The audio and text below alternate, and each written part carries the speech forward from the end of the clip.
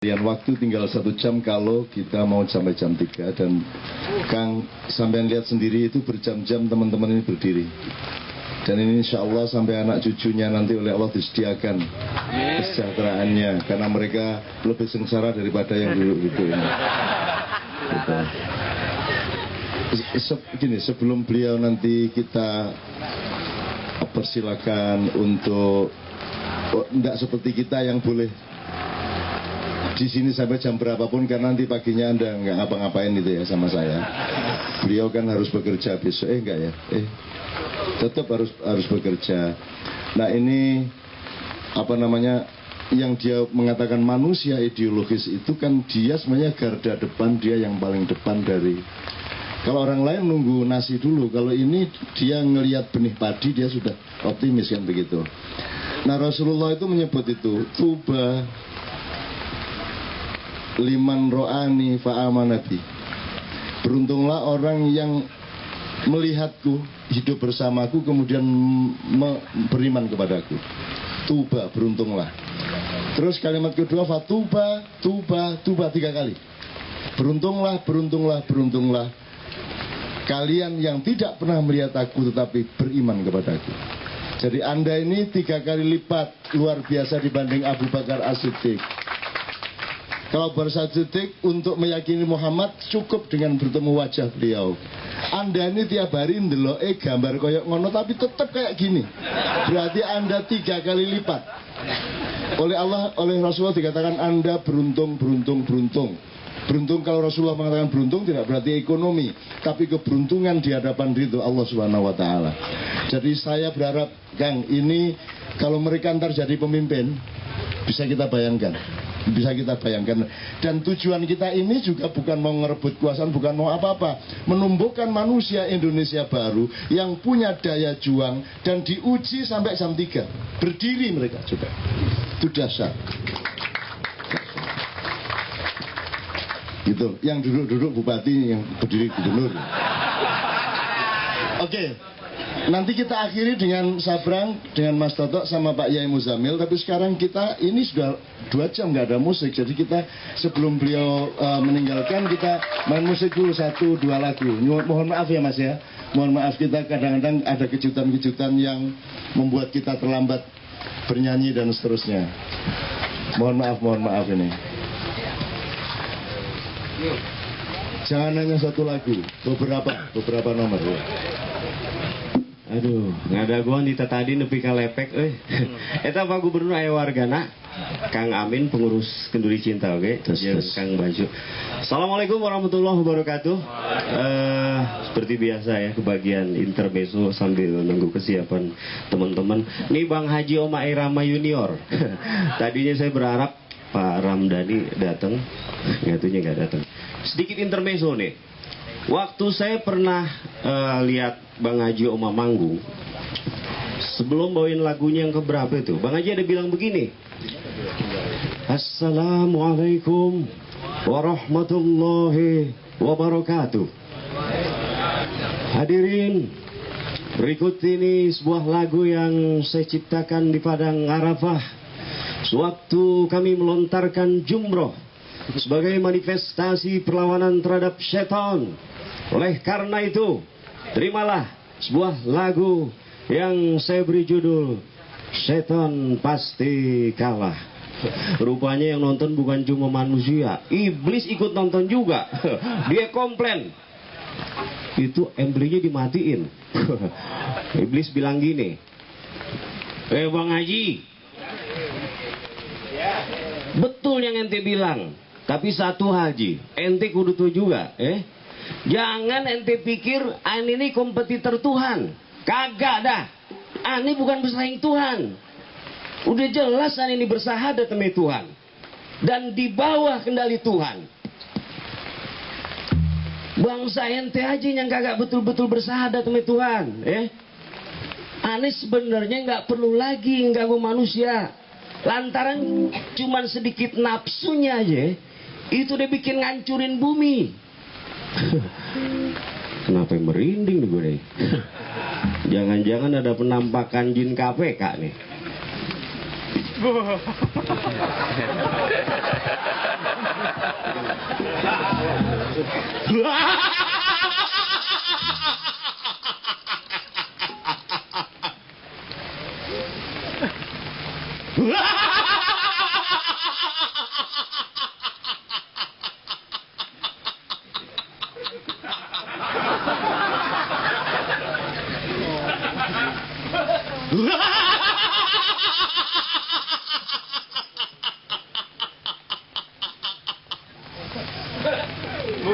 Menanam padi kan tumbuh padi.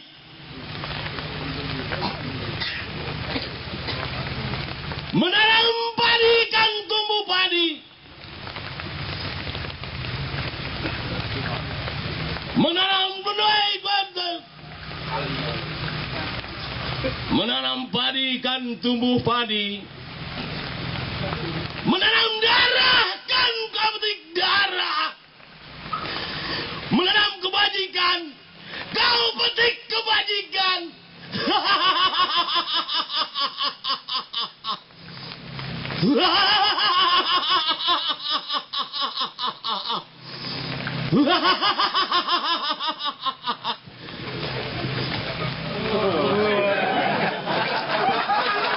Botol mana botol?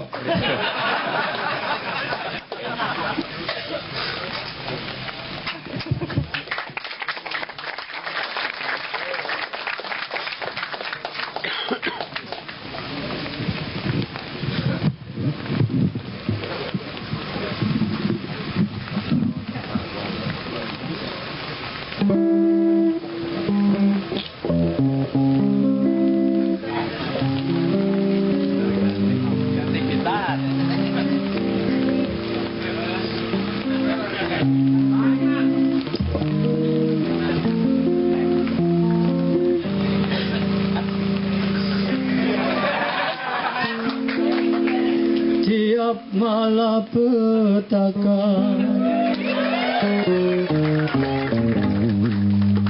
di dalam dunia,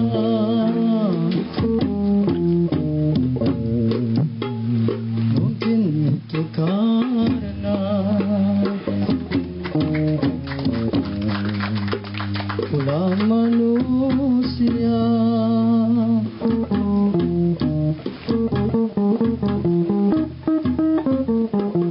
Mengapa banjir melanda, membawa bencana? Mengapa badai melanda, membawa bencana? Tanyakan dirimu,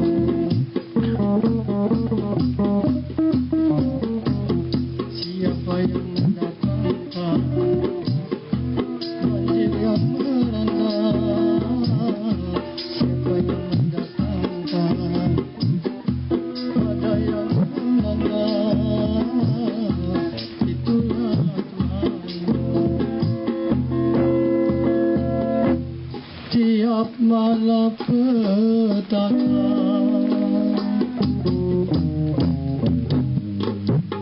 di dalam dunia,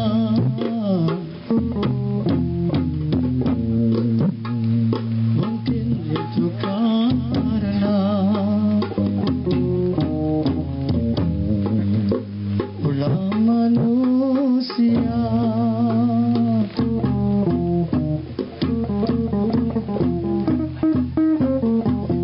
Siapa yang akan mendatangkan badai yang melanda? Siapa yang datangkan banjir yang melanda? Tanyakan dirimu,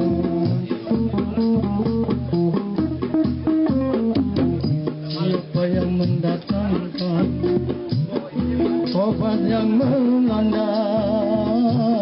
Siapa yang mendatangkan serta bencana? Itulah Tuhanmu.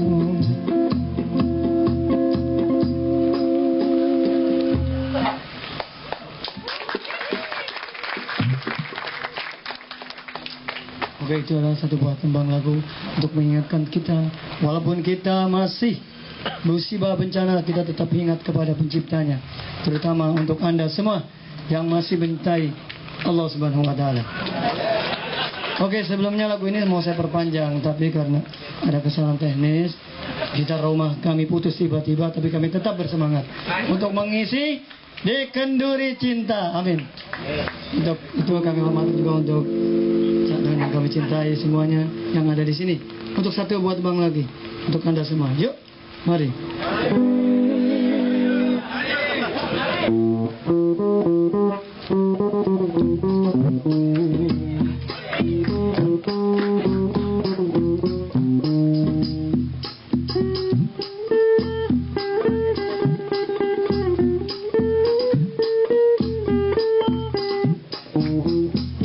Begadang jangan begadang,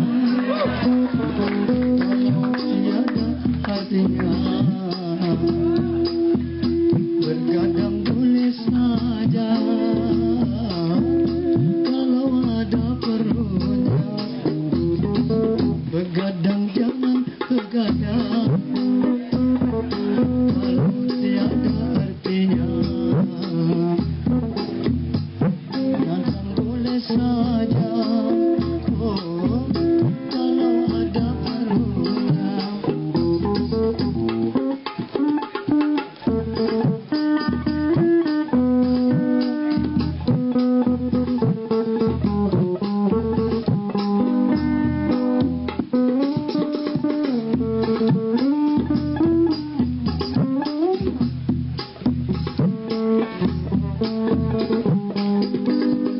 Kalau terlalu banyak begadang, muka pucat karena darah berulang.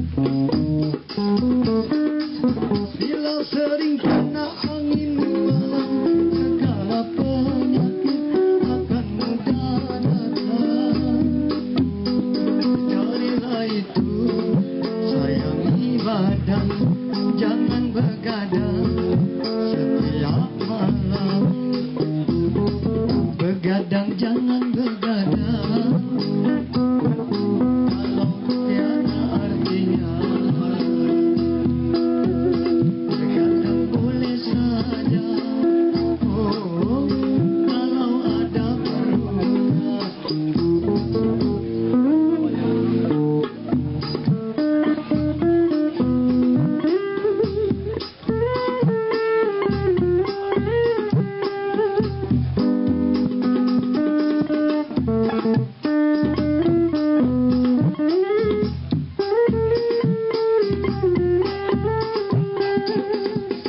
Kalau terlalu banyak begadang, muka pucat karena darah berkurang.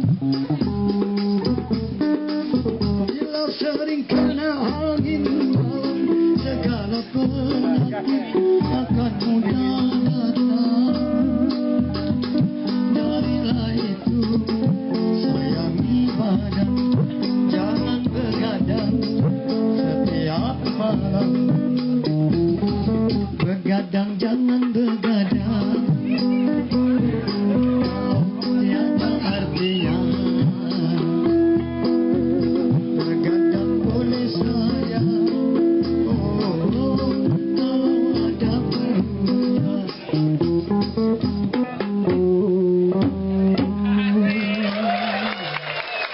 Terima kasih.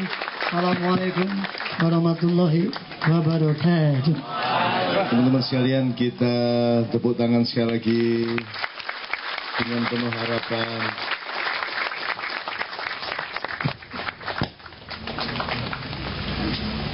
Mohon diberi jalan teman sekalian. Terima kasih sekali lagi, mudah-mudahan Allah segera mempertemukan kita kembali. Waalaikumsalam warahmatullahi wabarakatuh. Ya Bang, sini sama Pak Yai Bang. Mohon teman-teman diantarkan beliau.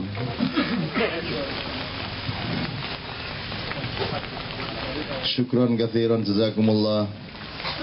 Hatta liqa. Waalaikumsalam warahmatullahi wabarakatuh. Oke, teman-teman sekalian, kita masih punya waktu sekitar 50 menit kalau sampai jam 3. Anda boleh menyepakati lebih dari itu, tapi mending kita setel hati kita, oke, sampai 3/4 sampai 3:30 lah gitu ya. Kalau kira-kira belum saatnya, kita sudah siap sejak awal.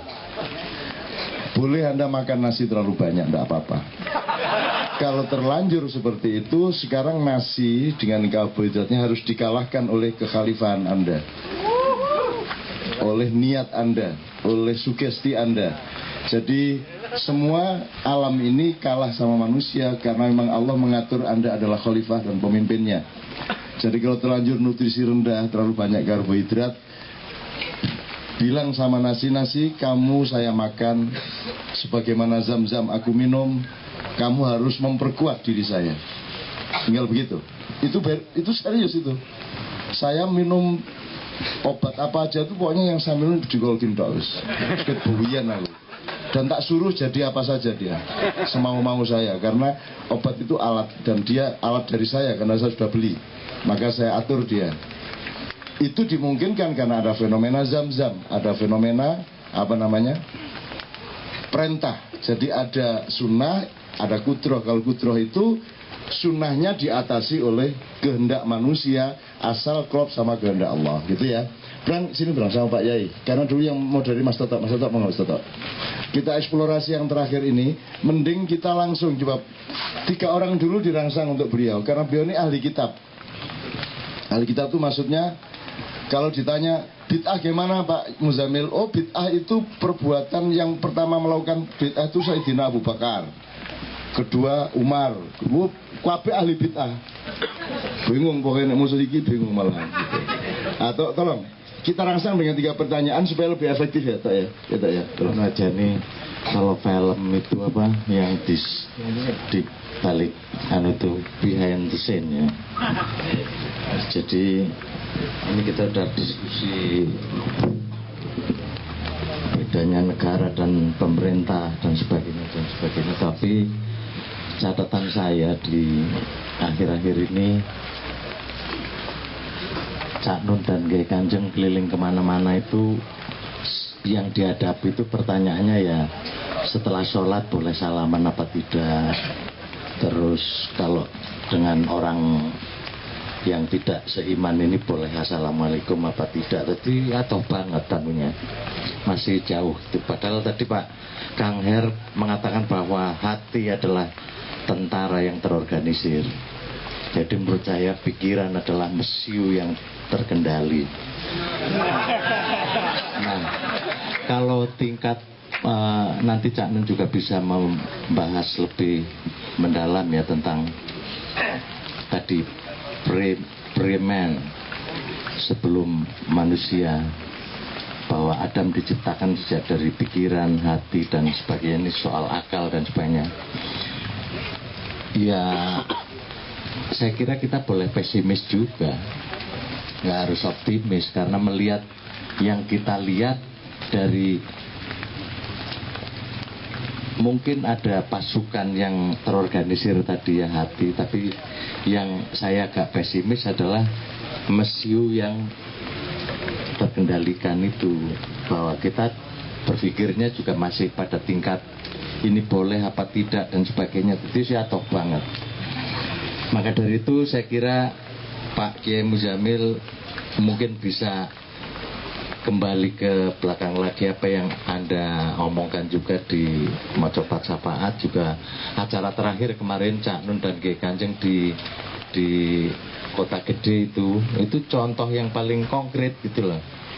Mau kita bikin acara yang melibatkan banyak agama juga di situ, pengurusnya Muhammadiyah tidak setuju kalau ada orang agama lain yang ikut dalam acara itu. Terus piye ini? Itu kalau mau hitung-hitungan pasukan menang saya, karena itu Banser plus PDIP, ekonomi Muhammadiyah tok. Kalau saya mengatakan serang, kini menang secara fisik loh ya.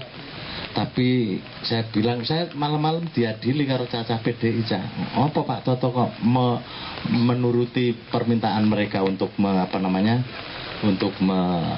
menganulir orang-orang yang berarti kita kalah gitu.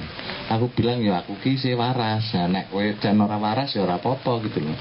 Nah, saya kira Pak Muzamil perlu anu lagi nih, mumpung ke Jakarta lah jauh-jauh ini, tadi soal ziarah kubur itu belum selesai Anda mengupasnya, termasuk soal bid'ah dan sebagainya, supaya komplit ini teman-teman anunya apa namanya mesiunya tadi.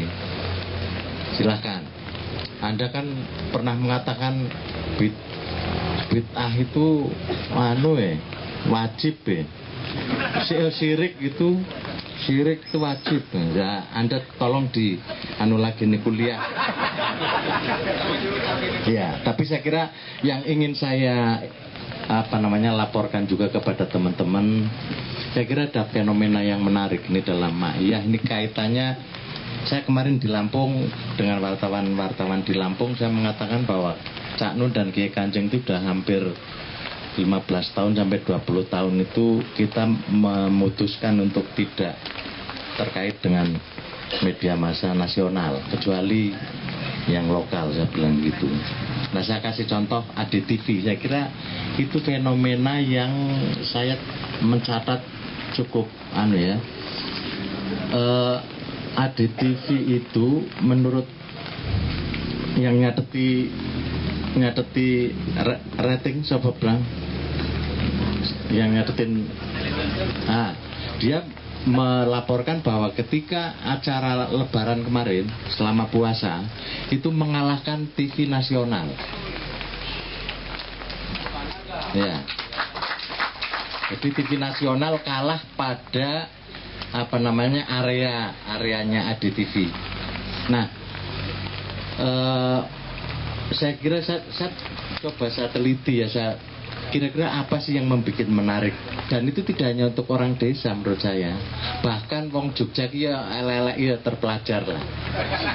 Itu di komunitas kampus, di komunitas dosen, iya dosen mengkaro acarane ADTV yang dengan Cak Nun itu. Nah, saya menemukan kesimpulan bahwa kalau dari ilmu broadcast sebetulnya itu udah nggak masuk semua. Wong lampune yo ming padang, raine yo keleng-keleng ngono kae. Dan itu enggak teratur ya, orang bawa minum apa udah pokoknya secara visual itu enggak menarik gitu loh. Tetapi menurut saya justru itu menyimpulkan bahwa dalam acara ADTV itu tidak ada kepura-puraan gitu loh. Nah, saya kira itu yang orang menganggap bosan delok televisi kayak isine pura-pura gitu loh. Kira saya kemarin juga bilang dengan teman-teman di Lampung seperti itu. Nah, monggo ya Muzamil itu dicoba ya. Ya, saya kira ini kuliah Anda di Mojopat Syafaat saya kira perlu diulang lagi di sini. Urusan tadi itu bid'ah dan syirik itu termasuk ziarah kubur yang pengalaman Anda sampai ke Sunan Bonang dan sebagainya. Silakan. Baik, terima kasih. Pertama, saya bukan berarti menganggap apa yang dikatakan Pak Akhir tadi salah, tapi saya kira kebenaran itu kan bertingkat-tingkat gitu ya. Terutama ketika Pak Akhir tadi berkata, jadi orang itu bukan berarti kok harus zikir terus, tapi orang tuh ya zikir ya apa kan begitu ya. Itu saya kira seperti betul tapi tidak 100% betul. Justru yang benar itu kalau orang itu berzikir terus dalam kondisi apapun, bukan berarti zikir itu harus di masjid. Termasuk seperti kita sekarang ini begini, inilah jadikanlah zikir kita. Kan gitu ya. Ketika Anda yang mahasiswa kuliah berangkat ke kampus, itulah zikir Anda sebagai seorang mahasiswa. Ketika seorang bapak harus berangkat ke sawah atau ke pasar untuk cari rezeki untuk nafkah anak dan istrinya, itulah zikir dia, gitu ya. Sehingga zikir itu menjadi jiwa dari semua aktivitas yang kita lakukan. Maka tidak benar kalau tadi bukan berarti orang harus zikir terus. Memang harus zikir terus orang itu, gitu ya. Nah, kenapa orang itu ketika pejabat itu rajin sholat, sekarang orang naik haji ini sampai antri 15 tahun, gitu ya. tetapi terus korupsi tidak seperti ini besarnya, gitu ya. Jadi bagaimana semua itu, saya kira semua pejabat, semua anggota DPR itu naik haji yang Islam, gitu ya. Bahkan yang tidak Islam pun terkadang ke sana, gitu ya. Gitu ya. Terus itu di kepresidenan, di gubernur itu saya kira sampai eselon berapa gitu ya, naik haji. Tapi kenapa? Nah itu ya, kok perilaku mereka tidak mencerminkan haji itu. Nah, kenapa? Karena mereka haji ketika di Mekah. Nah ini salahnya. Karena kita itu sholat ketika di masjid. Nanti ketika kita di depan komputer, kita menyusun anggaran, ini kita tidak ada zikirnya ini tidak ada. Jadi saya kira itu bisa dipahami ya. Ya.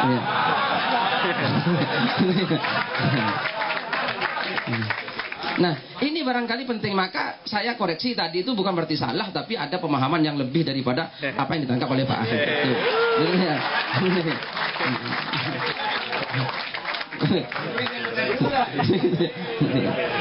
Gitu. Nah, termasuk persoalan, gitu ya. Persoalan tadi apalagi? Syirik. Nah, syirik dan lain-lain, gitu ya.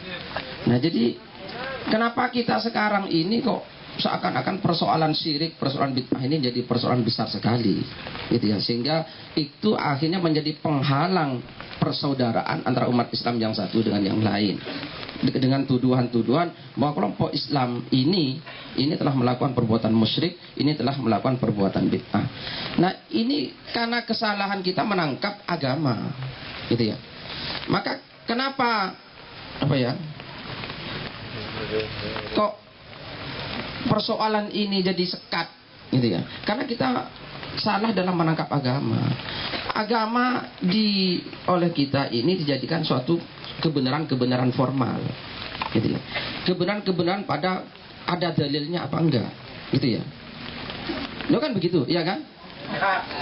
Ini ada hadisnya apa tidak? Ini ada ayat Al-Qur'annya atau tidak? Nah, sekarang kalau cara kita memahami agama tekstual seperti itu, gitu ya. Nah ya kan, berarti memang kita ini belum jadi manusia itu. Kenapa? Karena ini kitab suci, ayat Al-Quran dan hadis ini jangan terus kita pahami seperti perpu, gitu ya, seperti peraturan-peraturan daerah yang memang harus tekstual, ya. Sementara ini pesan-pesan dari Allah dan dari Rasulullah ini kan tidak harus tekstual, yang harus kita tangkap adalah semangatnya, gitu ya. Nah, kalau semangat, berarti semangat itu tidak harus wujudnya sama dengan apa yang ada pada Rasulullah. Yang penting ini ada transendensi. Nah, gitu ya. Gitu. Ada transendensi. Jadi keberagamaan itu kan ada transendensi, gitu ya. Jadi agama harus kita tangkap bahwa manusia ini ya. Jadi manusia ini kan bisa melihat ke atas, bisa melihat ke bawah, gitu ya. Kalau kita ini, kalau tadi Cak Nun bilang, semua yang ada di alam semesta itu ada pada manusia, gitu ya. Kan begitu. Semua. Jadi ini ada kitabnya, bukan kok sembarangan kalau Cak Nun tadi bilang. Jadi ada kitab namanya Tafsilun Nash'atain Wassa'adatain. Itu dikarang oleh Imam Al-Asfahani, gitu ya.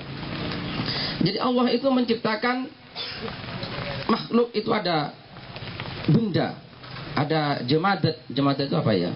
Benda mati, gitu ya. Benda mati banyak ya, sudah gak usah disebutkan, yang waktunya sudah sempit, gitu ya. Terus ada tumbuh-tumbuhan, gitu ya. Kemudian ada hewan, binatang. Nah, binatang dengan segala macamnya itu, gitu ya. Nah, ini semua unsur-unsur yang ada di benda mati, di tumbuhan, di hewan itu, dan semua yang ada di alam semesta ini semua oleh Allah diadakan dalam diri manusia. Bahkan termasuk unsur malaikat itu ada. Nah, sekarang ada manusia yang terus sudah jadi manusia, gitu ya. Ini kan pertama yang itu kan benda mati, gitu ya. Terus di atasnya benda mati Allah, ini tingkatannya. Benda mati ini yang terendah. Setelah menciptakan benda mati, Allah menciptakan tumbuh-tumbuhan. Setelah Allah menciptakan tumbuh-tumbuhan, Allah menciptakan hewan. Hewan semua selesai, Allah baru menciptakan manusia. Kan begitu. Bahkan malaikat itu lebih dulu. Nanti ya. Nah, ini malaikat ini di atasnya manusia. Hewan, tumbuh-tumbuhan, benda mati di bawahnya manusia. Setan dan jin selevel dengan manusia. Maka betul kalau jangan takut, selevel kita. Gitu ya. Jadi kalau kita harus berhadapan dengan iblis, dengan setan, ini musuh yang selevel, maka kita jangan takut. Kecuali kalau ini levelnya di atas kita. Gitu ya. Loh kan begitu. Jadi jin, iblis, setan ini satu level dengan manusia, bukan. Nah, ini. Maka kita ini bukan gak usah takut kepada setan dan iblis. Nah, cuma terkadang terus kita ini lebih ngaboti kepada hewan-hewannya tadi. Ngerti ya? Sehingga akhirnya muncullah perilaku kera muncul di kita, perilaku ayam muncul di kita, perilaku wedus muncul di kita, perilaku sapi muncul di kita, maka ada istilah kambing hitam, ada kumpul kebo dan lain. Nah ini kan karena ini kan karena ini perilaku-perilaku itu yang mestinya kita itu sudah naik, jangan itu, tapi perilaku sebagai seorang manusia. Nah, supaya manusia ini tidak ke bawah itu, maka lu melakukan transendensi, gitu loh. Nah, ini intinya agama, gitu ya. Intinya agama jangan seperti itu, tapi melakukan transendensi, melompat ke atas. Nah, melompat ke atas biar bisa mengalahkan setan, biar di atasnya jin, bahkan bisa mengalahkan malaikat, dan itulah intinya agama. Nah, ketika perbuatan-perbuatan ini sudah untuk transendensi menghadap Allah Ta'ala, kita gak usah terus bertanya terus ini dasarnya mana, ayatnya mana, ayat-ayat umum dalam Al-Quran, tujuan umum dari Al-Quran itu, tujuan umum dari hadis itu. Maka disinilah sebetulnya bid'ah itu. Nah gitu ya, bid'ah itu ya, yang dilarang oleh agama adalah bid'ah yang akan menurunkan martabat manusia. Tapi penemuan-penemuan baru dalam kehidupan apapun yang akan mentransendensikan manusia, ini tidak dilarang oleh agama. Gitu ya. Jadi seperti itu. Maka bid'ah itu ada dua tadi. Ada bid'ah dolalah, ada bid'ah huda. Nah, gitu ya. Penemuan dari manapun, dari Arab Saudi, dari manapun kalau akan menurunkan, nah itu ya. Nah ini bid'ah dolalah, gitu ya. Nah, yang bilang semua bid'ah itu apa? Sesat. Ini orang yang tidak membaca agama. Ini ya. Silakan baca literatur, gitu ya, literatur. Nah, ya. Literatur. Saya bukan pernah diajak debat itu. Ya. Jadi bulan puasa kemarin debat di Jawa Tengah itu ada MTA, Majelis Tafsir Al-Quran, yang kemarin peresmiannya di mana? Di sini di Istora Senayan. Itu yang selalu menyerang-nyerang, gitu ya, menyerang apa ya, praktek-praktek yang dilakukan oleh orang-orang NU. Ini bid'ah, ini Arab. Terus Muhammadiyah. Waktu itu saya dipanggil oleh teman-teman di Jogja. Jadi debat tentang bid'ah. Jadi temanya bid'ah. Pembicaranya dari NU, itu saya yang diundang, gitu ya. Nah saya bilang saya ini wakil, gitu ya, wakil kan, mewakili, belum tentu sama dengan yang diwakili. Nah, kan begitu, ya kan? Nah iya, pasti nggak sama. Ini ada Muhammadiyah, ada MTA, semua mereka menyatakan semua bid'ah itu sesat. Nah, maka akhirnya saya sodorkan tafsir kamus Lisanul Arab. Jadi ini kamus yang diakui oleh dunia, bukan hanya kamus di Indonesia, Lisanul Arab. Kalau kamus Mahmud Yunus itu kan di orang Indonesia. Kamus Marbawi itu kan karangan orang Melayu, kan begitu ya. Tapi kamus Lisanul Arab dikarang oleh Ibnu Mandur, diakui oleh dunia. Di situ disebutkan oleh Ibnu Mandur bahwa bid'ah itu ada dua, bid'ah dolalah dan bid'ah huda, istilahnya di situ. Nah, parameternya apa? Ya parameternya tadi. Jadi penemuan-penemuan baru yang menyimpang, yang artinya menjeluntrungkan manusia kepada level yang lebih rendah, ini bid'ah yang sesat, tapi yang akan mengangkat ya tidak. Betul. Maka ada bid'ah dolalah, ada bid'ah huda, ya begitu saja. Oleh karena itu kita silahkan saja melakukan perbuatan-perbuatan baru, gitu ya, yang memang akan mengangkat martabat kita baik sebagai hamba Allah, sebagai khalifatullah dan seterusnya. Saya kira seperti itu. Nah, kalau saya katakan masalah musyrik itu ya, jadi karena beliau tidak minta saya bicara itu. Saya sebetulnya hanya berangkat dari akar kata. Jadi syirik itu, gitu ya. Syirik itu kan artinya bersekutu, bersekongkol, berserikat. Nah itu ya, itu kan arti syirik, gitu ya. Syirik itu berserikat, gotong royong, bekerja sama satu sama lain. Nah kenapa kok selama ini syirik kok seakan-akan dituding-tuding syirik ini? Salah kan gitu ya. Nah secara sosial ini sangat perlu, bahkan wajib. Lo kan begitu. Nah iya. Jadi satu sama lain ini harus saling berkongsi, berserikat. Nah kan begitu ya. Bekerja sama, dan itu bahasa Arabnya syirik. Nah, perserikatan bangsa itu persekongkolan, persekutuan, kebersamaan antara satu bangsa dan berarti itu wajib. Persirikan bangsa-bangsa. Nah ini, jadi jangan kok terus syirik itu ditabu-tabukan seakan-akan menguasai mindset kita. Pokoknya syirik ini, nah itu ya. Gitu. Bidang sosial, dalam bidang-bidang yang lain, dalam bidang ekonomi ini harus, gitu ya. Jadi kita mari, orang yang bekerja secara individual akan dikalahkan dengan orang yang bekerja bersirik tadi. Gitu ya. Nah iya, jadi maka syirik itu ada yang wajib, gitu ya. Ada yang wajib secara ekonomi itu wajib, secara sosial kita wajib, secara politik, secara berbangsa bernegara ini wajib syirik. Yang tidak boleh, gitu ya, secara teologis, dalam pengertian kalau kita menganggap bahwa ada dua Tuhan atau beberapa Tuhan yang bekerja sama untuk menciptakan alam semesta dan seisinya. Nah ini, lo ya kan, ini namanya kita syirik secara teologi. Nah kaitannya dengan tadi free will kan dipertanyakan, mana demokrasi. Iya. Kan dipertanyakan. Nah itu dalam kitab yang sama, gitu ya. Dalam kitab Tafsilun Nas'atain was Sa'adatain tadi. Jadi Allah Ta'ala dengan kemahakuasaannya, itu ya, memang tidak terus akhirnya Allah itu menghegemoni, gitu ya. Ya Allah itu kan maha baik, gitu ya. Dan menghegemoni semua sesuatu itu tidak baik. Maka Allah tidak mungkin, gitu ya. Maka di situ disebutkan ada perkara-perkara tertentu yang memang itu hanya dilakukan oleh Allah Ta'ala, gitu ya.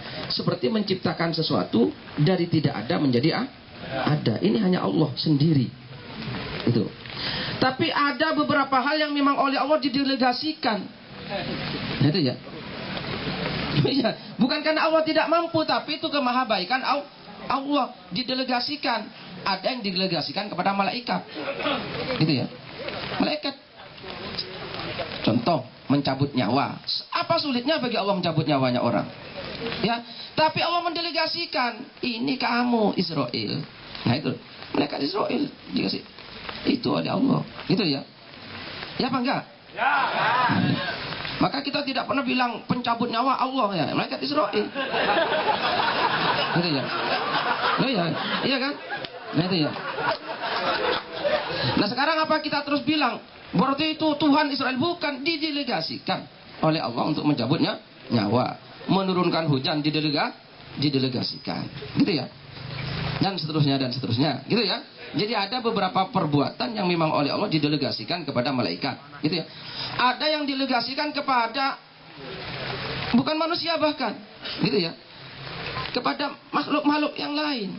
Contoh, membakar itu didelegasikan kepada api, gitu ya. Maka kalau sampai ingin membakar, gak usah mengundang Tuhan. Lo ya kan? Lo ya apa enggak? Cukup sampai cari api. Mau ngopo-ngopo. Nah itu ya. Nah, cari api. Nah itu ya. Nah ini pendelegasian Allah. Nah sekarang kalau benda saja didelegasi, masa iyo manungso tidak diberi kasih delegasi oleh Allah? Nah di sini ada ruang manusia. Nah itu, oke? Wes mungkin begitu ya sudah. Mungkin sudah cukup ini saja. Waktunya sudah habis. Wes. Sudah jam 3 kurang. Diam. Jam berapa?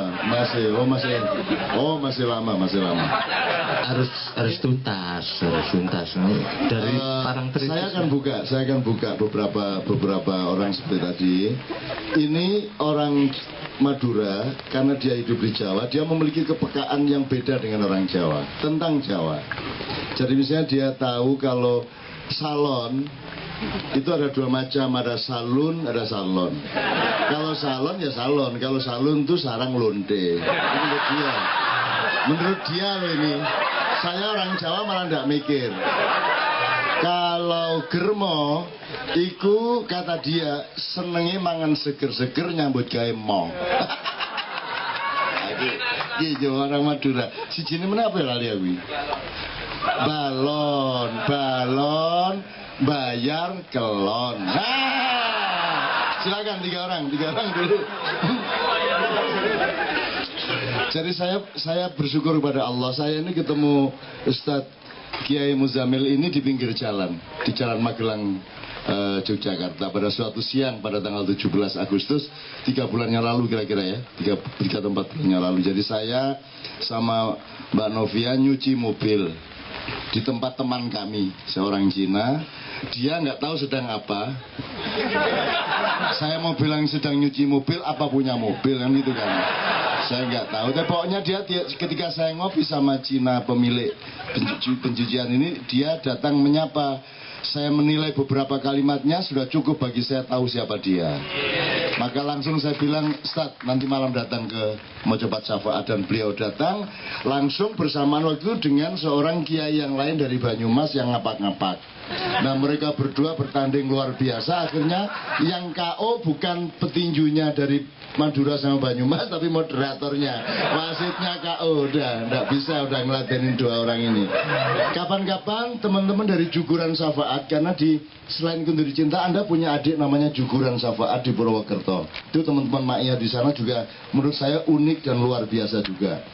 Nah mereka kapan-kapan kalau bisa juga dolan ke sini supaya berinteraksi, karena salah seorang Pak siapa ya namanya, Mas siapa yang itu, Mas Tito itu juga luar biasa. Jadi dia asli orisinal dengan kebanyumasannya. Kalau sudah jejer sama Madura, Anda bisa lihat betapa indahnya kan gitu. Sing situ ngapak-ngapak, sing situ Madura kan gitu kan. Wah itu kan dua komposisi yang luar biasa. Oke, ayo 3 orang Mas. 1 maju Mas, langsung. 2 maju ke sini Mas, mikrofonnya ke sini. Iya, 4 langsung Mas. Ayo mikrofon langsung. Kalau ini nih udah salah satu oke. Ya Mas, ini Mas ya.